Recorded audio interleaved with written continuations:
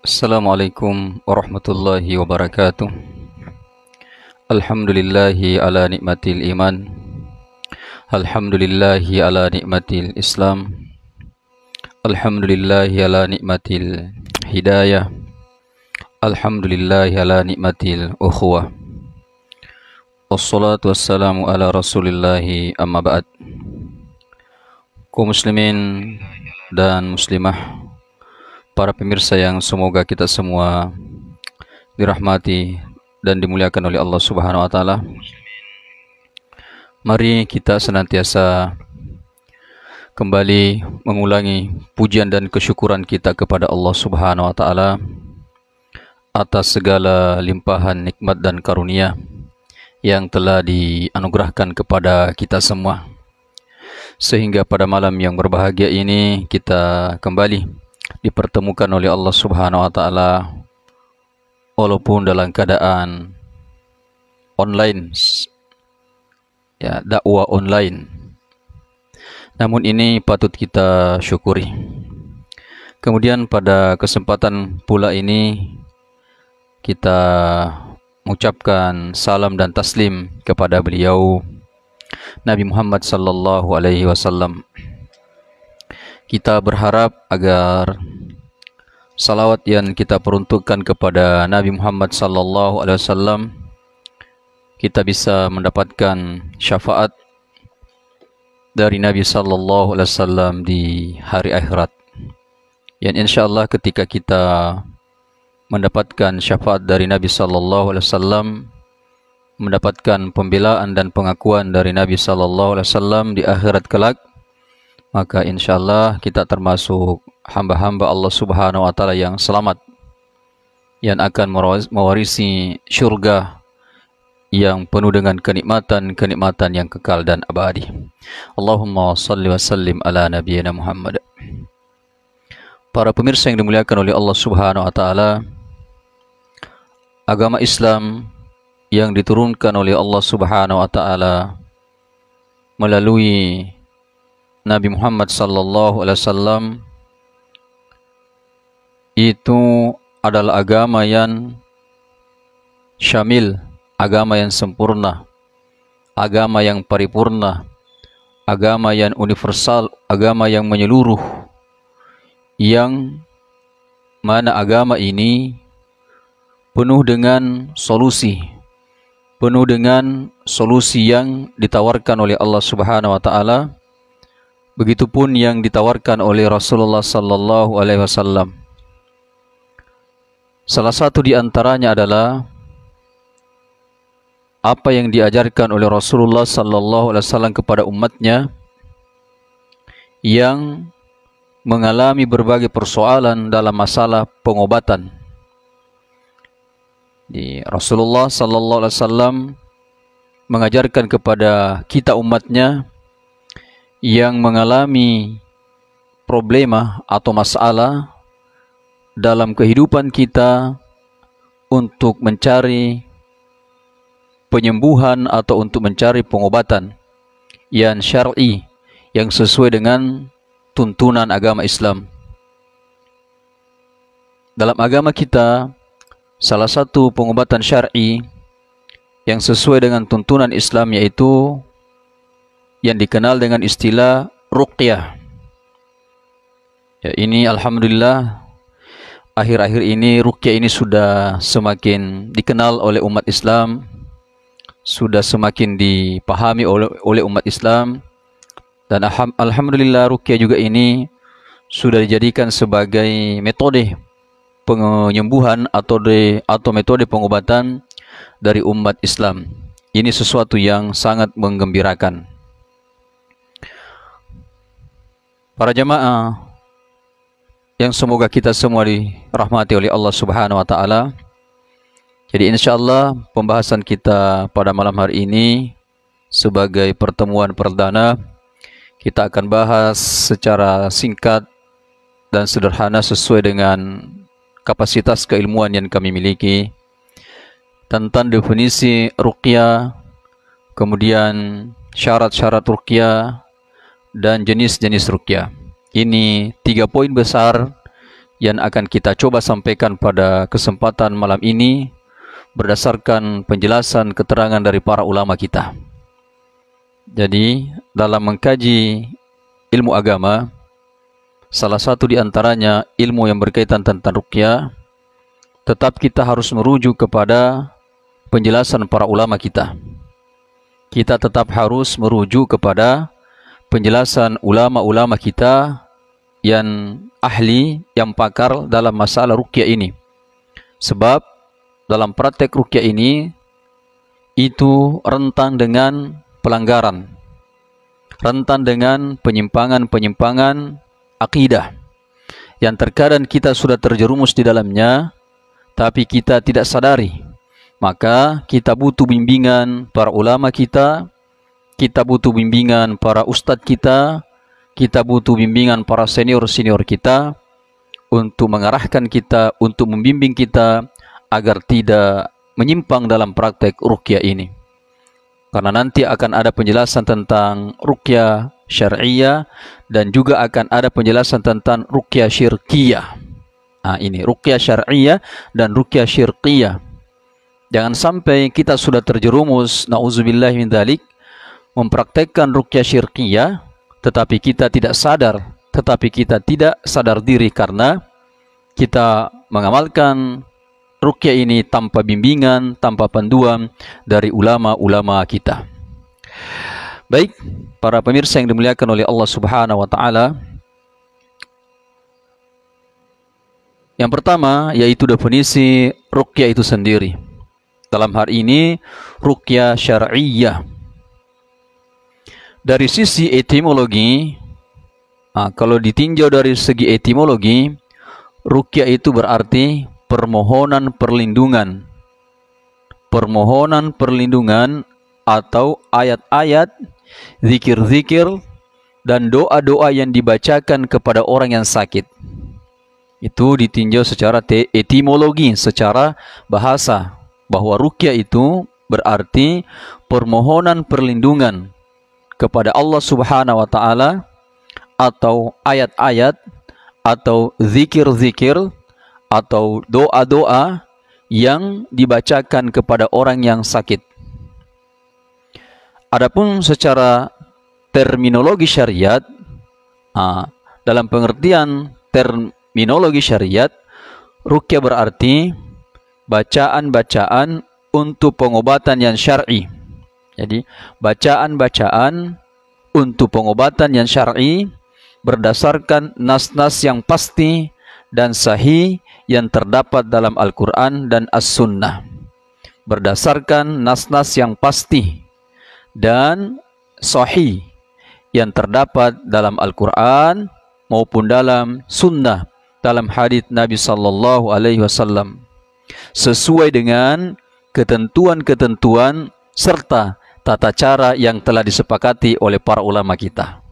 Ya, sesuai dengan ketentuan-ketentuan serta tata cara atau kaifiyatnya yang telah menjadi ijma, yang telah menjadi kesepakatan para ulama-ulama kita.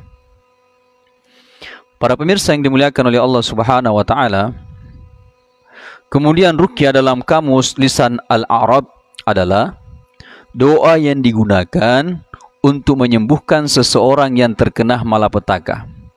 Jadi doa yang digunakan untuk menyembuhkan seseorang tentunya dengan izin Allah yang terkena malapetaka, yang terkena musibah, yang terkena penyakit. Itu ruqyah dalam kamus lisan Al-Arab. Kemudian kita lihat lagi penjelasan ulama kita, tambahan-tambahannya tentang ruqyah ini. Ulama kita Muhammad bin Ahmad Al-Azhari rahimahullah ta'ala berkata bahwa seorang peruqyah dikatakan melakukan ruqyah apabila ia membaca doa perlindungan dan meniup. Jadi seorang dikatakan melakukan ruqyah atau melakukan aktivitas ruqyah, kegiatan ruqyah, apabila orang tersebut membaca doa perlindungan. Doa perlindungan ini akan datang selanjutnya penjelasannya. Ya, kita sistematis dalam pembahasan ruqyah ini, tidak lompat-lompat. Ya, doa perlindungan ini insya Allah akan kita sampaikan pada pertemuan-pertemuan selanjutnya. Jadi peruqyah melakukan ruqyah apabila ia membaca doa perlindungan dan meniup. Jadi ini salah satu metode ruqyah, yaitu dengan cara meniup. Nah, insya Allah nanti ada prakteknya bagaimana teknik tiupan dalam praktek ruqyah. Kemudian Imam Ibnul Athir rahimahullah berkata bahwa ar-ruqyatu dengan ra, huruf ra di dhamma, ar-ruqyatu dengan huruf ra di dhamma artinya memohon perlindungan apabila ia diruqyah bagi orang yang terkena bala atau bencana atau deman dan lain-lain sebagainya. Itu penjelasan dari Imam Ibnul Athir rahimahullahu ta'ala. Kemudian Imam Majduddin Muhammad bin Ya'qub Al-Fairuz rahimahullahu ta'ala menyebutkan bahwa ruqyatu dengan ra berharakat dhamma artinya memohon perlindungan.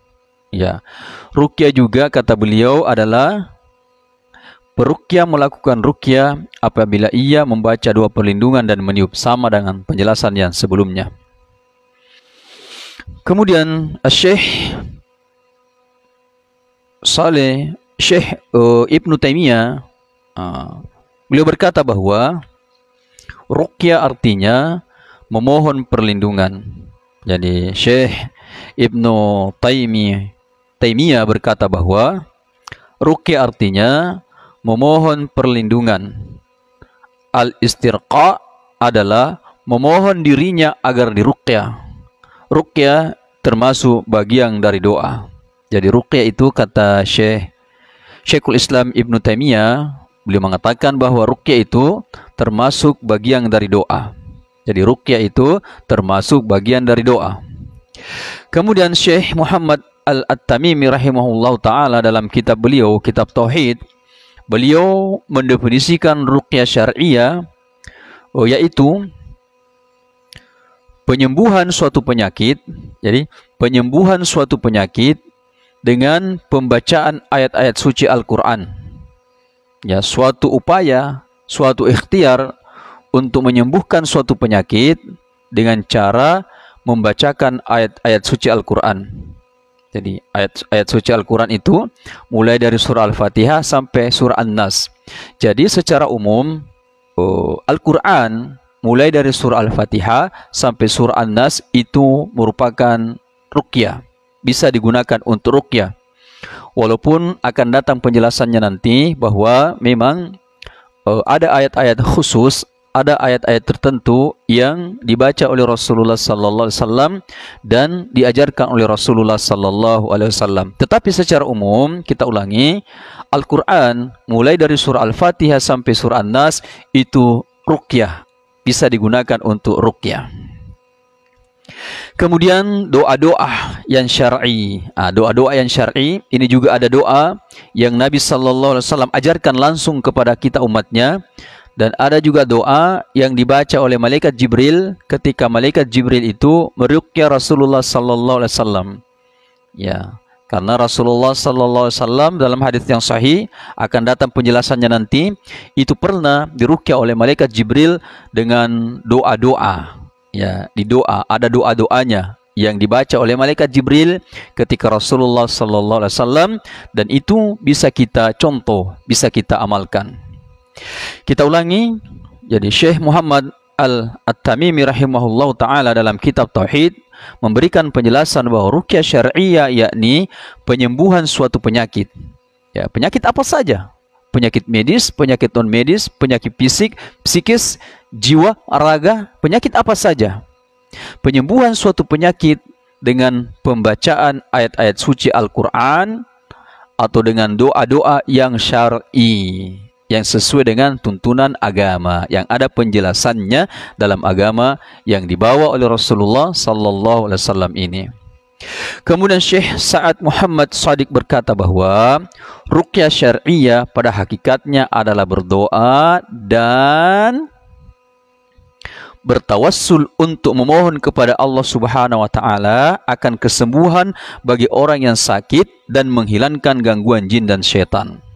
Nah, itu penjelasan beliau bahwa ruqyah syariah itu adalah pada hakikatnya adalah doa. Jadi ruqyah itu doa, pada hakikatnya adalah doa dan bertawassul untuk memohon kepada Allah Subhanahu wa taala akan kesembuhan bagi orang yang sakit. Jadi sakit apa saja, bukan hanya sakit gangguan jin, bukan hanya sakit kena guna-guna, sakit medis insyaallah akan ada pembahasannya nanti bagaimana Al-Qur'an dengan izin Allah bisa menyembuhkan penyakit medis ya. Jadi kesembuhan bagi orang yang sakit dan menghilangkan gangguan jin dan syaitan. Ya, seperti itu penjelasan-penjelasan ulama kita. Namun, kalau kita ingin menggabung seluruh definisi-definisi tadi, maka kita akan mendapatkan definisi yang lebih sempurna, definisi yang lebih sempurna tentang ruqyah seperti yang disampaikan oleh Al-Juraini. Ya, beliau mengatakan bahwa ruqyah syar'iyyah adalah doa perlindungan dan pencegahan bagi orang yang sakit dengan membaca ayat-ayat Al-Qur'anul Karim. Dengan membaca ayat-ayat Al-Qur'anul Karim. Kemudian asma-asma Allah Subhanahu wa taala, nama-nama Allah Subhanahu wa taala dan sifat-sifatnya. Dan doa-doa yang bukan berbahasa Arab. Jadi coba diperhatikan, doa-doa yang bukan berbahasa Arab yang dipahami akan makna-maknanya. Jadi doa walaupun bukan bahasa Arab, tetapi doa itu dipahami maknanya, dimengerti maknanya, ditahu maknanya, dan tidak ada unsur-unsur kesyirikan di dalamnya, tidak ada unsur-unsur pelanggaran agama di dalamnya, maka itu termasuk ruqyah. Kemudian dengan hembusan nafas untuk menghilangkan penderitaan dan penyakit. Jadi perlindungan, doa perlindungan dan pencegahan bagi orang yang sakit dengan cara membaca ayat-ayat Al-Quran, kemudian asma-asma Allah Subhanahu wa taala dan sifat-sifatnya, dan doa-doa yang bukan berbahasa Arab yang dipahami akan makna-maknanya. Ya, dengan hembusan nafas mengandung sedikit air ludah, ada sedikit percikan ludah. Untuk apa? Untuk menghilangkan penderitaan, untuk menghilangkan penyakit. Para pemirsa yang dimuliakan oleh Allah Subhanahu wa taala, sedikit tambahan bahwa hembusan nafas dalam terapi ruqyah itu sangat berpengaruh dengan izin Allah Subhanahu wa taala untuk kesembuhan.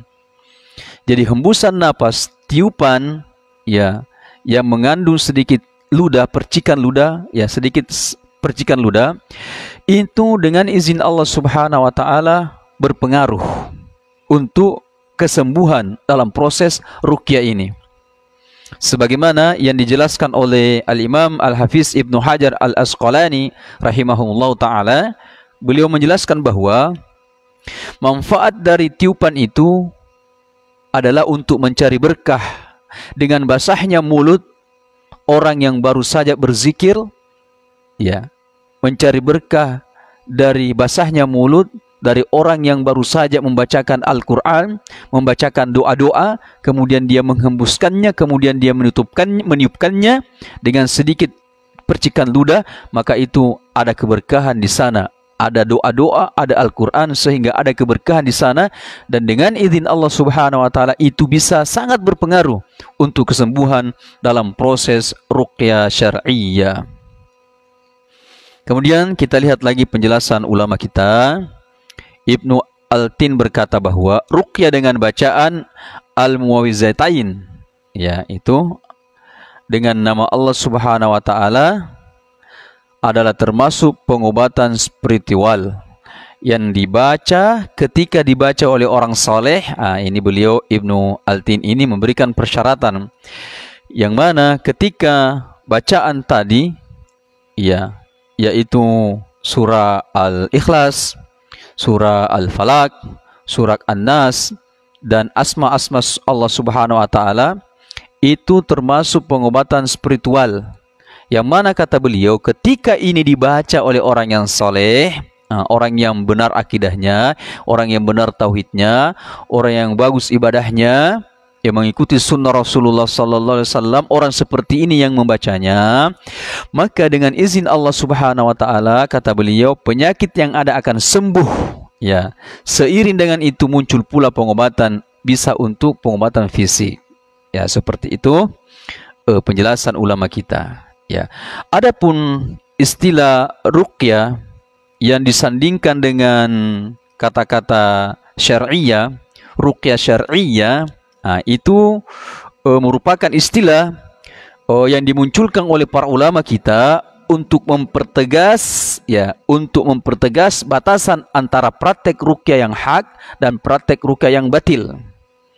Jadi ruqyah syar'iyah, ada tambahan syar'iyah, itu merupakan istilah yang dimunculkan oleh ulama kita untuk memberikan penegasan agar bisa membedakan mana ruqyah yang hak, ruqyah syar'iyah, dan mana ruqyah yang batil, ruqyah yang mengandung kesyirikan. Makanya ulama kita memberikan label ruqyah syar'iyah, sekali lagi untuk membedakan mana ruqyah yang syar'iyah yang sesuai dengan syariat, dan mana ruqyah syirqiyah, ruqyah yang mengandung kesyirikan yang tidak sesuai dengan syariat. Makanya timbullah kata-kata ruqyah syar'iyah. Itu yang pertama, beberapa definisi ruqyah yang disampaikan oleh para ulama kita yang memang betul-betul menguasai, yang memang betul-betul mereka ini yang mendalami tentang ruqyah ini. Ya, karena tidak semua ulama kita mendalami ruqyah, tidak semua sebagaimana tidak semua ustadz mendalami yang namanya ruqyah. Mereka faham dasar-dasarnya, tetapi terkadang tidak ada waktu mereka untuk lebih mendalami perkara-perkara yang berkaitan tentang ruqyah ini. Kemudian yang kedua, yaitu ketentuan ruqyah syar'iyah. Ya, kita bisa melihat bagaimana ketentuan ruqyah syar'iyah yang disampaikan oleh para ulama kita.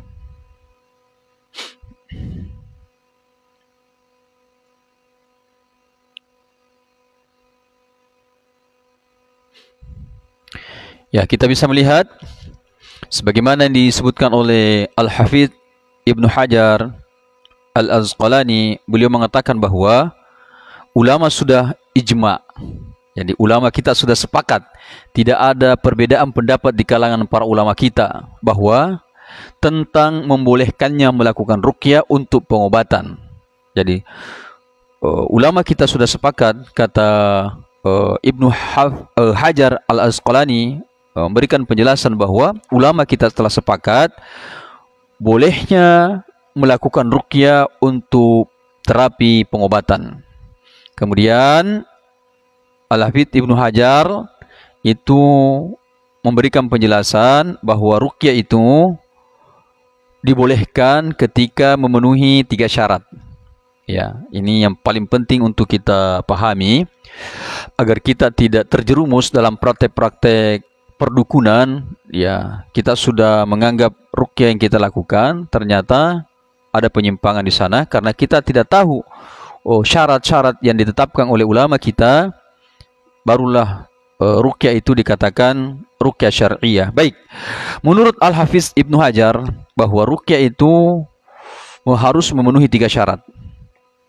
Yang pertama, saat melakukan ruqyah hendaklah dengan membaca ayat-ayat Al-Quran atau sifat dan nama-nama Allah Subhanahu wa taala. Jadi ketika kita melakukan terapi ruqyah, baik itu terapi untuk diri kita sendiri, ruqyah mandiri namanya, atau kita melakukan terapi kepada orang lain, kepada marki, kepada pasien atau klien kita, maka hendaklah kita membaca ayat-ayat Al-Quran.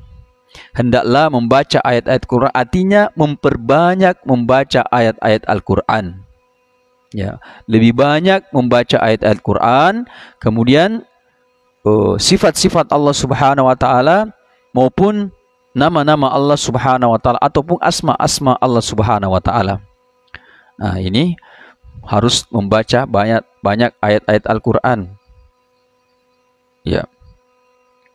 Kemudian kata beliau yang kedua, dalam membaca ruqyah tersebut boleh menggunakan lafaz Arab ataupun lafaz selainnya dengan kejelasan saat membacanya dan bisa memahami maknanya. Jadi dalam membaca ruqyah boleh menggunakan lafaz Arab, boleh dalam bahasa Arab ataupun selainnya, selain dengan bahasa Arab boleh. Ya, dengan kejelasan saat membacanya dan bisa memahami maknanya. Ya, bisa memahami. Boleh dalam bahasa Arab dan boleh selain bahasa Arab. Contoh misalnya selain bahasa Arab, kita gunakan kalimat, ya Allah, sembuhkanlah penyakitnya. Ya Allah, angkatlah penyakitnya. Ya Allah, musnahkanlah seluruh gangguan-gangguan yang ada pada dirinya. Itu boleh dalam bahasa-bahasa selain bahasa Arab yang dimengerti dan dipahami maknanya dan tidak ada unsur-unsur kesyirikan di dalamnya. Kemudian yang ketiga, meyakini akan pengaruh dari kepulihan tidaklah dari ruqyah dengan sendirinya. Jadi kesembuhan itu bukanlah dari ruqyah, tidak berdiri sendiri. Akan tetapi kesembuhan itu atas izin Allah Subhanahu wa taala. Jadi kesembuhan itu tetap atas izin Allah Subhanahu wa taala. Ruqyah itu hanya sebagai wasilah, hanya sebagai perantara. Adapun hak menyembuhkan adalah hak prerogatif Allah Subhanahu wa taala, hak mutlak Allah Subhanahu wa taala, bahwa Allah lah yang satu-satunya menyembuhkan. Ruqyah itu hanyalah suatu wasilah, hanyalah satu perantara. Ya, walaupun tanpa diruqyah, kalau Allah menghendaki orang itu sembuh, kita sembuh, akan sembuh kita. Ya, walaupun tanpa kita meruqyah diri kita ataupun tanpa kita meruqyah orang lain, kalau Allah menghendaki sembuh, orang itu akan sembuh. Sebaliknya, walaupun kita meruqyah diri kita atau meruqyah orang lain, tapi Allah tidak menghendaki dia sembuh, tidak akan sembuh juga. Tidak akan sembuh. Karena memang hak prerogatif itu adalah merupakan hak Allah Subhanahu wa taala.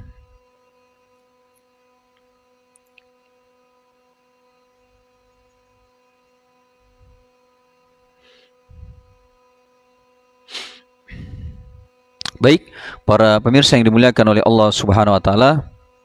Selanjutnya, syarat atau ketentuan ruqyah itu yang keempat, niatkan hati yang ikhlas mengharapkan ridha dan ikhlas mengharapkan diri kepada Allah Subhanahu wa taala ketika membaca doa ruqyah. Jadi keikhlasan ini seorang raqi, seorang peruqyah itu sangat dibutuhkan, sangat diperlukan ketika membaca ayat-ayat ruqyah, ketika membaca doa-doa ruqyah. Ya. Jadi keikhlasan ini sangat menentukan dalam proses kesembuhan, keberhasilan kita dalam melakukan ruqyah.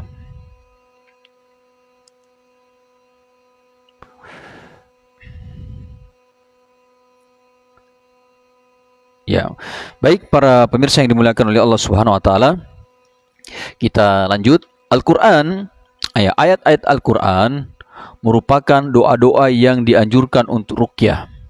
Karena itu sangat relevan bila Al-Hafiz Al-Imam An-Nawawi pernah mengatakan bahwa yang pertama dalam hal ini, bahwa wajib atas pembaca Al-Quran berniat ikhlas sebagaimana yang menjaga berinteraksi dengan Al-Quran. Dan sudah semestinya ia menghadirkan dalam benaknya bahwa ia bermunajat kepada Allah Subhanahu wa taala membaca Al-Quran seperti keadaan orang-orang yang seakan-akan melihat Allah Subhanahu wa taala. Jadi sekali lagi para pemirsa yang dimuliakan oleh Allah Subhanahu wa taala, faktor penentu dalam keberhasilan dalam ruqyah itu niat ikhlas. Ya. Niat ikhlas yang harus kita pasang ketika melakukan terapi ruqyah. Kemudian yang kelima, bertawakal, berharap penuh kesungguhan kepada Allah Subhanahu wa taala. Setelah kita membaca doa-doa ruqyah, ayat-ayat ruqyah, ikhtiarnya sudah kita tempuh. Ya, usahanya sudah kita tempuh. Selanjutnya kita bertawakal sepenuhnya kepada Allah Subhanahu wa taala, menyerahkan sepenuhnya hasilnya kepada Allah Subhanahu wa taala. Kalau kelima hal ini kita penuhi dengan baik, maka insyaallah proses ruqyah itu akan berhasil proses ruqyah itu akan sukses. Namun ketika salah satu di antara perkara ini tidak terpenuhi, maka bisa saja ruqyah kita tidak berhasil, dan bahkan bisa saja metode ruqyah yang kita gunakan itu tidak sesuai dengan syariah, tidak sesuai dengan tuntunan yang dianjurkan oleh Rasulullah sallallahu alaihi wasallam.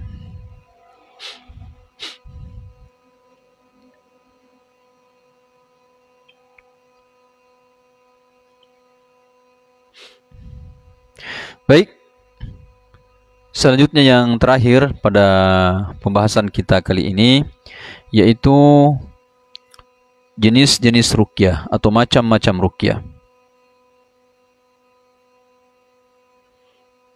Ini juga disampaikan oleh ulama kita tentang jenis-jenis ruqyah ini.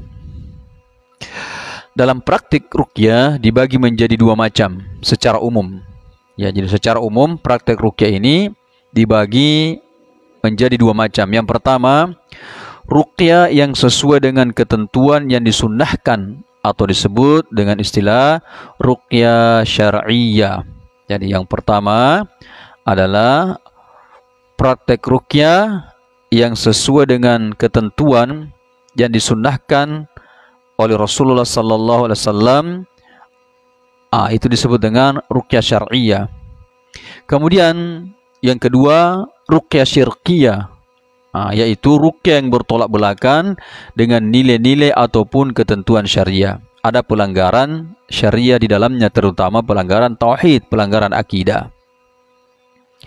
Lalu, bagaimana cara kita membedakan ruqyah yang diajarkan dalam Islam dan ruqyah yang tidak sesuai dengan ajaran Islam? Bagaimana membedakan ruqyah syar'iyyah dan ruqyah syirkiyah? Agar kita tidak bingung, maka ulama kita lagi memberikan penjelasan bahwa ruqyah syar'iyyah, ruqyah yang dilakukan sesuai dengan syariat Islam, tidak menggunakan bantuan jin. Ya, hanya membacakan doa yang telah Nabi ajarkan dan surah ataupun ayat Al-Quran. Jadi hanya membacakan doa yang telah Nabi ajarkan ataupun surat ataupun ayat Al-Quran. Ya. Ruqyah ini dapat dilakukan oleh setiap orang dan ilmunya tidak boleh dirahasiakan. Ruqyah syariah itu dapat dilakukan oleh setiap kaum mukminin, siapapun bisa melakukan ruqyah, praktek ruqyah, termasuk anak-anak kecil. Dan cirinya ruqyah syariah itu ilmunya tidak boleh dirahasiakan. Tidak dirahasiakan, tetapi justru disebarkan, diajarkan. Sedangkan ruqyah syirkiyah adalah ruqyah yang mengandung kemusyrikan. Ya, bisa saja ruqyah itu menggunakan bantuan jin, ya, bisa berkolaborasi, bisa bekerja sama dengan jin. Padahal agama ini melarang kita bekerja sama dengan jin. Ya. Ruqyah syirkiyah ini biasanya dilakukan oleh orang yang disebut orang pintar, ya, dukun-dukun biasanya, seperti bahkan orang-orang yang berkodok sebagai kiai, berpenampilan kiai tapi bukan kiai, cuma penampilannya kiai. Ya, untuk meyakinkan orang yang datang berobat kepadanya. Padahal praktek ruqyah yang mereka lakukan adalah praktek ruqyah syirkiyah. Pembagian ruqyah juga ini, syirkiyah dan syariah ini juga disebutkan oleh ulama kita, itu Syekh Salih bin Fauzan bin Abdullah Al-Fauzan. Ya, beliau juga membagi ruqyah itu terbagi dua, yaitu ruqyah yang tidak ada unsur musyrik dan ruqyah yang jelas terdapat unsur kesyirikan di dalamnya.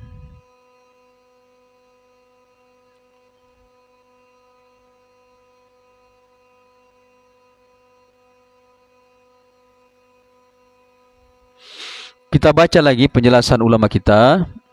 Menurut Imam Asy-Syuyuti bahwa kesepakatan ulama-ulama terdahulu tentang dibolehkannya meruqyah jika terpenuhi 3 syarat. Jadi Imam Asy-Syuyuti Beliau mengatakan bahwa kesepakatan ulama-ulama salaf, ulama-ulama terdahulu tentang dibolehkannya ruqyah jika terpenuhi 3 syarat. Ya, yang pertama, hendaknya dengan bahasa Arab atau yang diketahui maknanya. Hendaknya dengan menggunakan bahasa Arab atau selain bahasa Arab yang diketahui maknanya, yang dimengerti maknanya. Kemudian yang kedua, dianjurkan melakukan ruqyah dengan membaca kitab suci Al-Quran atau dengan nama dan sifat Allah Subhanahu wa taala. Ya, dengan baca Al-Quran. Kemudian yang ketiga, harus diyakini bahwa ruqyah tersebut adalah takdir Allah sehingga tidak terpengaruh dengan sendirinya. Artinya, ruqyah itu bukanlah yang menentukan kesembuhan seperti yang telah kita sampaikan tadi. Itu adalah merupakan ikhtiar saja. Adapun kesembuhan atau tidak sembuhnya seseorang itu merupakan hak prerogatif Allah Subhanahu wa taala. Kemudian Imam Asy-Syuuti mengatakan, cara melakukannya dibacakan lalu dihembuskan kepada pasien. Nah, ini langsung beliau menjelaskan tata caranya, yaitu dibacakan ayat-ayat Al-Quran ataupun doa-doa, setelah itu dihembuskan ke kepala pasien, dihembuskan di kepala pasien. Atau membacakannya di air, dan air itu diberikan untuk diminum oleh orang yang sakit. Ya, atau katanya dibacakan di air, ayat-ayat Al-Quran dibacakan di air, kemudian air itu diberikan minum kepada orang yang sakit. Itu ruqyah syariah kata beliau. Kemudian ruqyah syirkiyah, ruqyah yang terdapat unsur kesyirikan, yaitu yang dalam doanya meminta selain kepada Allah Subhanahu wa taala. Dia meminta misalnya kesembuhan kepada jin, dia meminta kesembuhan kepada penghuni kubur, walaupun penghuni kubur itu adalah orang yang saleh ketika hidupnya, tapi ketika dia sudah meninggal dunia, maka tidak bisa lagi kita memohon kesembuhan padanya, karena dia sudah tidak bisa memberikan manfaat dan mudarat. Kemudian memohon atau meminta perlindungan kepada selain Allah Subhanahu wa taala. Itu. Kemudian kita sampaikan lagi secara singkat bahwa ruqyah yang sesuai syariah harus sesuai dengan ketentuan syariah, yaitu pertama, bacaan kalam Allah serta amalan-amalan yang disunnahkan dari Nabi adalah bacaan ruqyah. Dari Nabi adalah bacaan ruqyah. Kemudian yang kedua, kejelasan dalam membaca doa agar diketahui maknanya. Jadi ketika membaca doa itu diketahui maknanya, dimengerti maknanya, ya, tidak ada unsur-unsur kesyirikan di dalamnya, tidak ada unsur-unsur pelanggaran agama di dalamnya. Kemudian keyakinan dengan takdir Allah bahwa ruqyah tidak berpengaruh dengan sendirinya, seperti yang telah kita sampaikan tadi.